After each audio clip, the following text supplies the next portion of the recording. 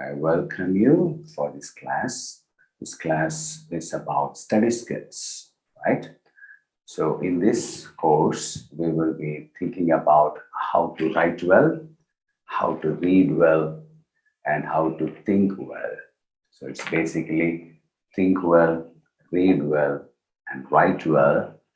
And at the end of the day, as a result, communicate well, articulate well. That will be our main focus for this course together.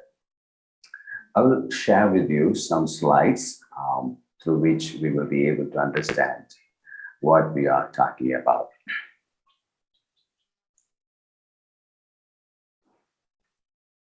Now, let me share the screen.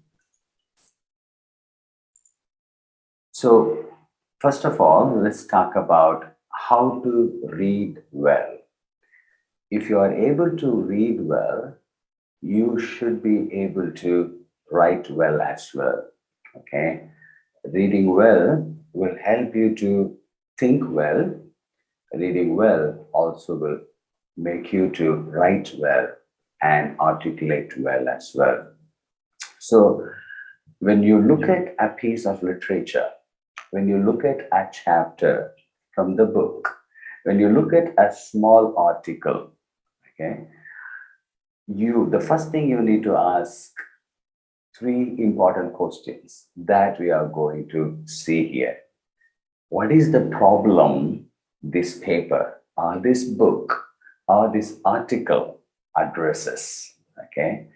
And number two would be, what is the thesis? What is the answer? What is the solution that this paper or article or this chapter of the book gives to the first question, problem? Okay. And number three, what is the method by which the author addresses or the author explains or the author arrives to the conclusion, explains the conclusion, unpacks the thesis, unpacks the conclusion he has arrived, or the solution he has arrived. Okay. I have learned this method of reading well, writing well from my mentor, Dr. Nigel Kumar, who was my teacher at SciEx. So he taught me research methodology from which I am also sharing that with you. Okay. So three main components of reading well, writing well, thinking well. Okay. Now, if you look at carefully under the conceptual structure that we are here in the slide, you see I have given you those three things: problem, method, thesis. So before even we come to that conceptual structure, let's understand the big picture. That is, anything in the academic academic writing can be classified under two headings. That's one is conceptual structure, another one is written structure, okay, or writing structure. It could be any piece of literature you take it, you can see these two structures are coming to play. Number one is conceptual structure, how we are arranging, how we are organizing the concepts. Okay, this is more of a cognitive, more of a thinking, more of our process of our thinking. Okay, related to process of our thinking. Though that is conceptual structure. As we can see here, this is how most of our thinking is structured. Most of us even write. I said problem, method, thesis.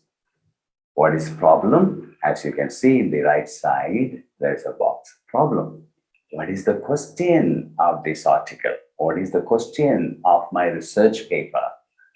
Okay, when you read, you have to ask what is the question that the author addresses. But when you write, you have to ask what is the question I am going to address?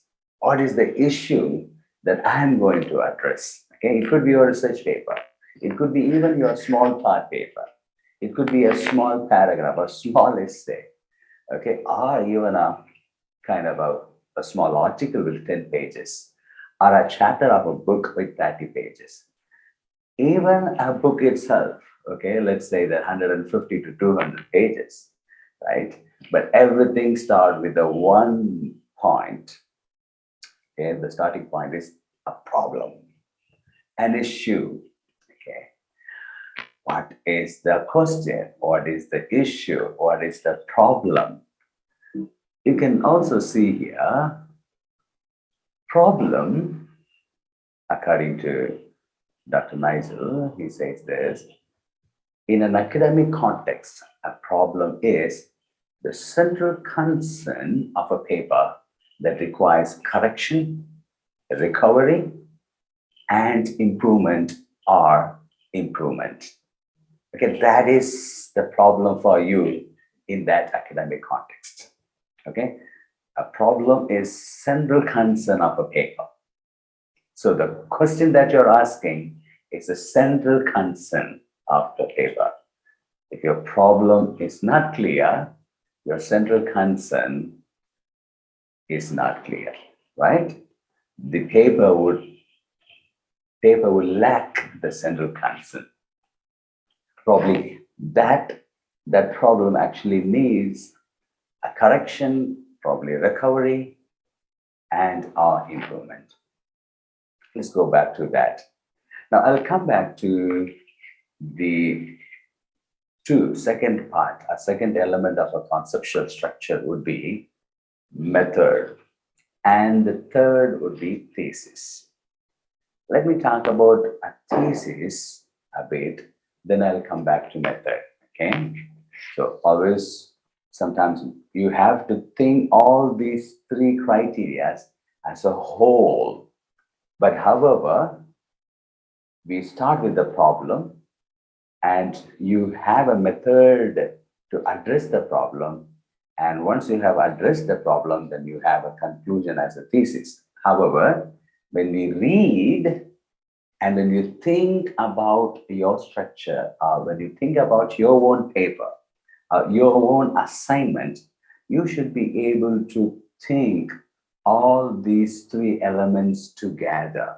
Okay, it is more of an integrative. You take all the things together. What could be the problem? What could be the method? What could be the thesis? Okay, when you look at an assignment, you should be asking these trinity should be hovering around in your head, right? What would be the problem? What could be my method? What could be my thesis? What is the issue? How am I going to solve the issue? And if at all I'm going to solve the issue, what is that solution? That has to be always in your mind. Now, when you write that piece of paper or literature, you think that. And when you read someone else, also you have to read what is the problem here? What is the method here? What is the thesis here? Now, thesis number two, according to this structure that I have given here as number three, look at the box right side. I have given another word for thesis, but I pushed the thesis into second, the second slot, that is proposal. So you have a problem, then you have a proposal, in other words, a thesis, in other words, an answer for that problem. So you have a problem in your hand, okay? Should a church divided by the manifestation of the gifts of the Holy Spirit? Okay, that would be the problem. And what could be your proposal? Okay, what could be your proposal? Probably with the one word answer. Church should not be divided based on the manifestation of the gifts of the Holy Spirit. Now, that is just your proposal. That's just your answer. Now, the process, that is method, by which you are arriving to the conclusion is the body, is the main conceptual part of the conceptual structure. How are you going to address, how are you going to explain the proposal? How are you going to substantiate the proposal is methodology of process.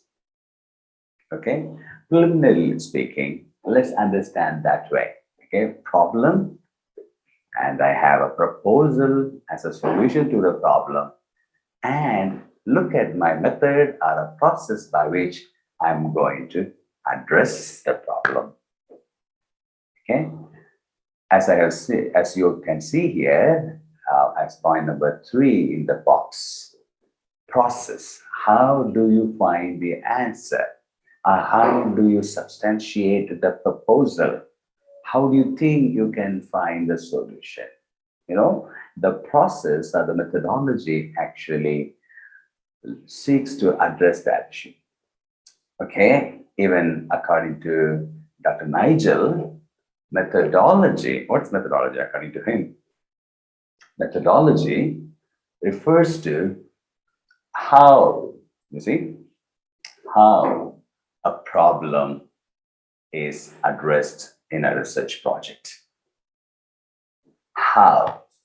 Now, the dynamics of methodology, okay, the intensity of the methodology, the degree of the intensity of the methodology varies from different level of Christian education, different level of academics. In a BTH level, methodology may not be that sophisticated. In MDiv level, it is what we are actually discussing. It has to be very clear. Even sometimes in a bachelor level, you don't even know what is methodology. But in a master's level, as you are, right, you have to have a clear idea. But when you go, postgraduate level, methodology is the main criteria by which the quality of your research is evaluated. So methodology is very, very important. Okay. So at this juncture, I don't want to give you more sophisticated elaboration of methodology. However, I will just limit myself with a simple explanation of methodology as a question, how a problem is addressed in research project. Now let's come back to this. What are these? What are the 3 criteria? What are the 3 main components of a conceptual structure?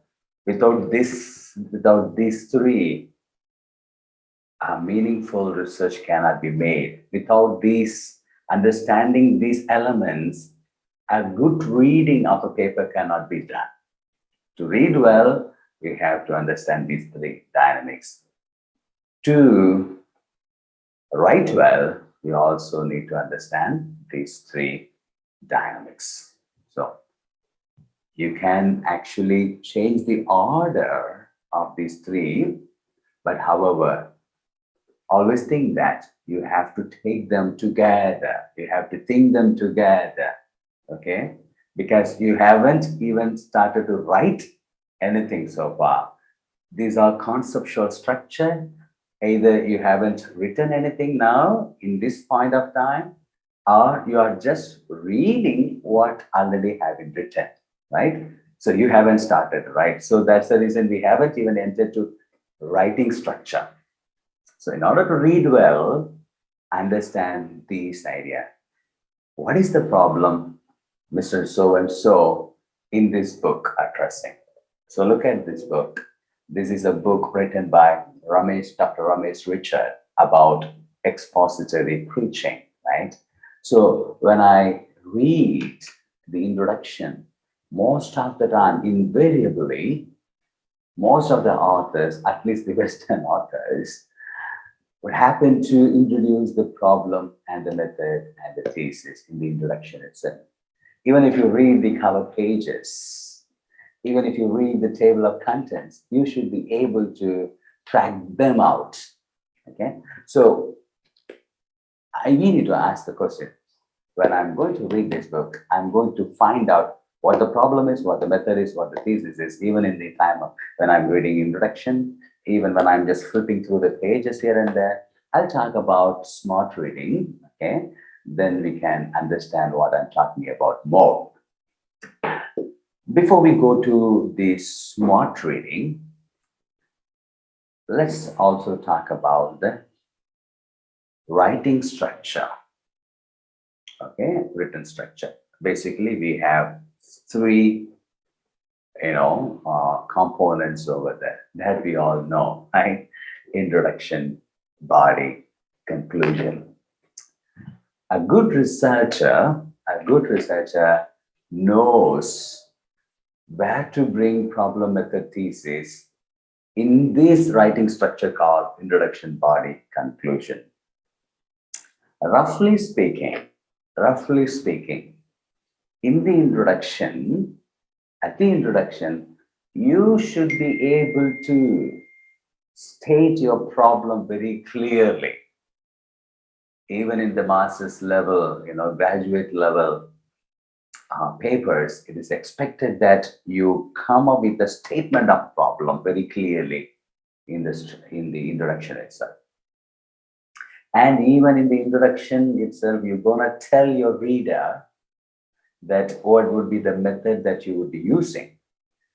And also in the introduction, you can say what would be my hypothetical answer to the problem that I'm raising. What would be my proposal to address this, to solve this issue? Okay, you can put that up in introduction itself. So when an evaluator reads your paper, when a reader reads in the future, your article, just the introduction, you have given good direction to both your facilitator and to your reader. Of course, the facilitator also your reader, isn't he? Isn't she?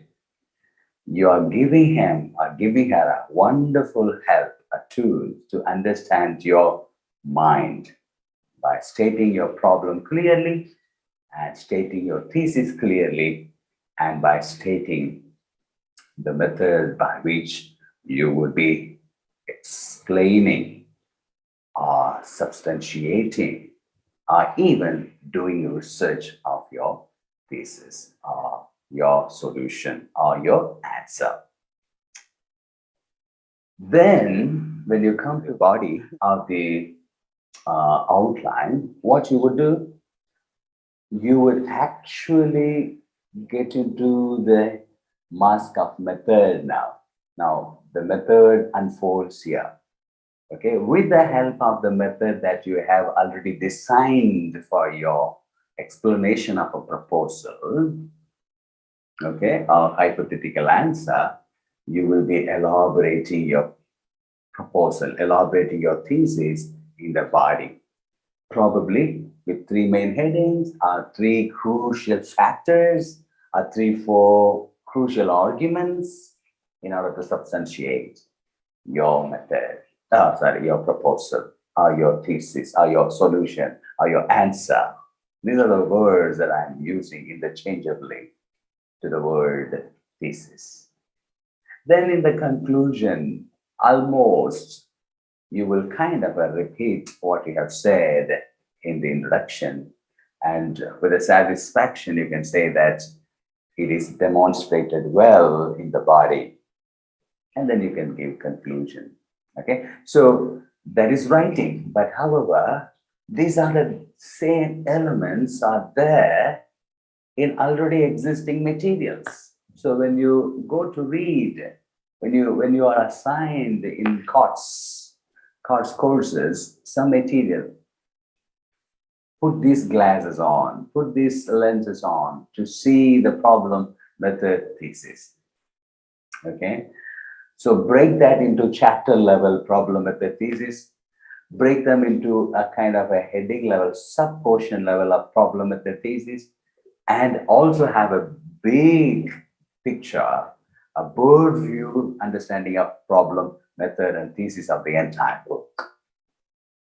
I would say that when you use these three components for your reading, almost invariably you will find the author's intended meaning. Invariably, I guess, you will read exactly what your author wanted to communicate to you. So reading well is the first step to write well, right? God bless you. Here I stop.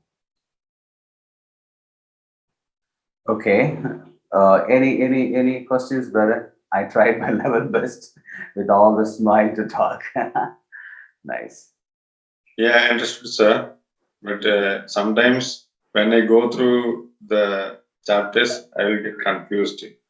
Yeah. What we put as a very foundational, slowly the things will be complicated because the methodology that I talked about, right?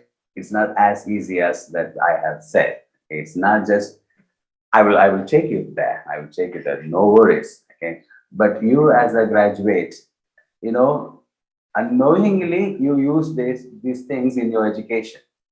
As a preacher of the gospel, okay, you are actually using this method. You are using these dynamics even to communicate. Okay, you have a problem, and even to write a letter to your parents, even to write a small email, we have a problem actually, and you also think that that is a solution. And slowly, with all the emotions, we explain the proposal as well. See, this is how we do. This is how we read. This is how our mind works. This is how we preach, I guess. But as you keep on reading with these lenses, with these glasses, I hope that you will be able to classify things well. You'll be able to, put the things, in a pot. You can actually classify things well. You will be able to see the different dynamics of writings. Okay. So what I'm going to do now, I'm going to take another. Now we have 15 more minutes. I'll try to give you how to do smart reading. Okay.